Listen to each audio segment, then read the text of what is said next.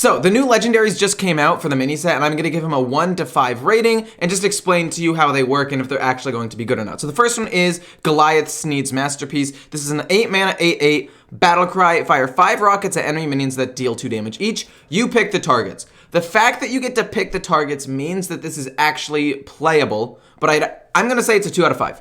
Because at 8 mana, it feels a little bit slow to me. If this were the same effect, but a 6 mana 6/6, I would say this is like a 4, right? I'd say that it's actually good.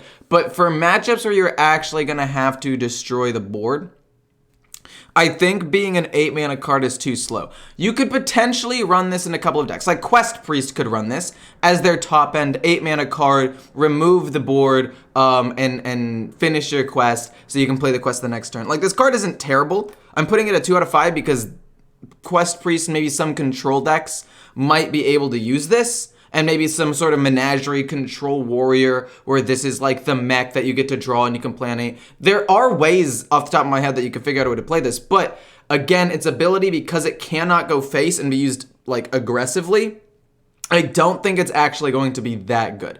Maybe I'm wrong. I'm hoping I'm wrong because I want to see more cards like this in slower control style decks. But because this seems like a more control style card, I do think that it will struggle a little bit in the current meta. But I do think, note that if the meta slows down and control comes back and like combos die down a little bit, I think this card could easily rise to like a 3 or 4 star card. So that's my initial opinions on this one. Let's jump to the next one. The next one is Cookie the Cook. He's a 3 mana 2/3 Murloc, Lifesteal, Death Rattle equipped to 2/3 Stirring Rod, and that also has Lifesteal. Initially when I saw this, I was like, this is gonna be good in a Murloc deck. It's a Murloc card, and Shaman has a lot of other Murloc cards, so this shows promise.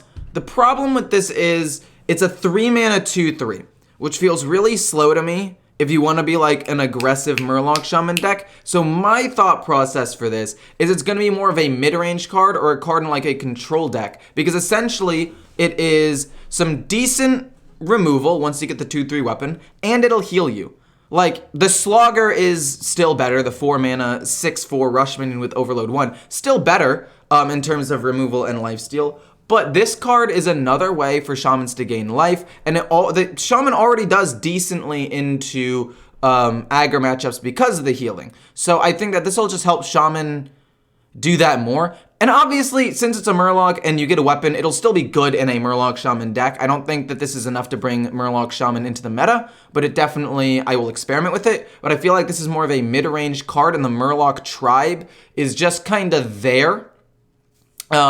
It's not that important, but maybe it'll be good in a Murloc Shaman deck. So moving on to the next one, we have, this is by far my favorite one, by the way. I think this is actually going to just break the meta and will probably be nerfed. Is Mr. Smite, a 6 mana 6/5 pirate. Your pirates have charge. So, right off the bat, this is like Tundra Rhino. If you guys remember that, it was a 2/5 card in Hunter that gave your beast charge. You'd used to combo that with a Scavenging Hyena. Whenever a beast dies, it would gain +2/+1. So you'd trade in some beasts or whatever, and then you'd go ba-boom and slam in the face for a ton of damage. Mr. Smite is similar to Tundra Rhino, but it's better because it has more attacks, so you could use him as just himself as a finisher. There are a lot of pirates in the meta now because, you know, pirates are more common. I could see this card being a top-end finisher for Rogue, potentially with some pirates, but most specifically, Warrior. I don't think a lot of the other classes will run enough pirates for this to actually be good. There might be a couple of experimental builds, maybe like a Zoo Warlock with a lot of neutral pirates, and then Mr. Smite as your finisher, right? So there are ways that you could potentially make other pirate decks, but Rogue has a decent amount of pirates, and most notably, Warrior. This is gonna absolutely break Warrior, and let me explain why. So, you're a warrior, right? And you finish your quest for Rokara turn 7, on average, I would say. So you play Rokara turn 7, and you get the Juggernaut. You have Mr. Smite in your hand, obviously, for this whole thing to work. Turn 8, it will summon a random pirate. You will then give that pirate and Mr. Smite himself charge, and hopefully a 2-drop pirate as your turn 8 play, and that's gonna be anywhere from 8 to maybe even like 12 damage depending on what pirate you summon, which is going to be amazing for closing out games against slower decks and combo decks like Rogue, which has to constantly deal with your board, so they might have their quest slow down a little bit, and Quest Mage, since their quest might not be finished super quickly because they have to deal with your board. You slow them down a little bit, and then boom, finish them on turn 8 with this really powerful play. This is going to break the meta. I mark my words, as a 5 out of 5 card. Oh, the Murloc itself, I was going to say it was a 3 out of 5. I didn't actually say that, but I think it actually has definitely some things that you can play. It's a 3 out of 5, sorry. It's a 5 out of 5. And I could see it getting nerfed to becoming a 6-mana 5/5 with charge at the very least. Like, I think this will be nerfed within the first week or two. That's my prediction on it anyway. And the last one is Edwin, Defias Kingpin. A 4-mana 4/4 battle cry, draw a card. If you play it this turn, gain +2/+2 and repeat this effect. This is worse, old Edwin, because you're not able to have the cards in your hand, combo them together, go like prep, swindle, prep, something else, Foxy Fraud, play Edwin, and make him like a 14/14. Yes, you could still technically do that, maybe, but it's not going to be that good anymore because you have to top deck those things. What if the very first thing you top deck is a field contact? I mean, 3 mana isn't a ton, but if you played this on turn 7, you'd have to play this, lose a field contact as well, which is your main draw engine, just to make him a 6/6.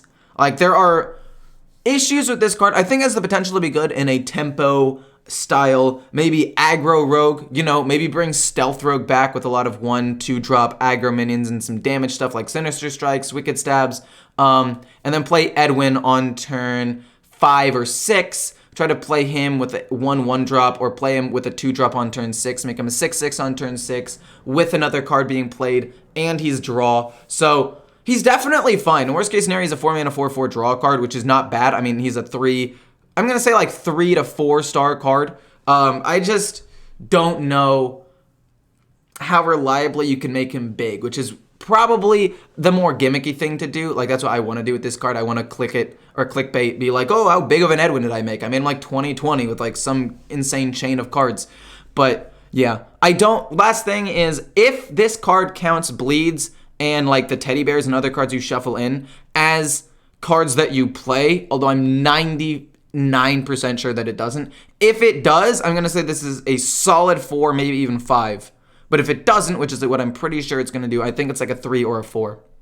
And that is it. Those are the cards. Hope you guys enjoyed. Hope you guys enjoyed the analysis. I'm really excited for this mini. I'm going to be honest. This card right here, Mr. Smite, single-handedly made me excited for this mini expansion. This card single-handedly made me excited for the mini expansion because it means the pirates are worth it. Like, there's actually a reason to play pirates now and stuff that isn't warrior. So it's going to push that tribe a little bit more. And I've always liked pirates.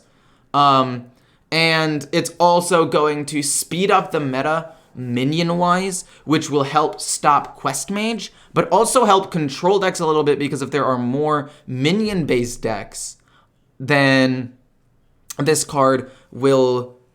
If there are more minion-based decks, control will come back a little bit, which means we could finally play decks like Quest Priest. And that brings us all the way back to Sneed, where, okay, you're playing Quest Priest, you're controlling the board a ton, it's more of a control deck now. All of a sudden, Goliath is actually a decent card. You play it on turn 8 to kill off a ton of minions. Maybe you try to kill his Smite off the very next turn, target him with 3 missiles, kill off 2 other little pirates. A whole bunch of stuff. These legendaries definitely saved this mini set for me. Before, I was like, it's okay, but it's definitely like a lot better now, in my opinion.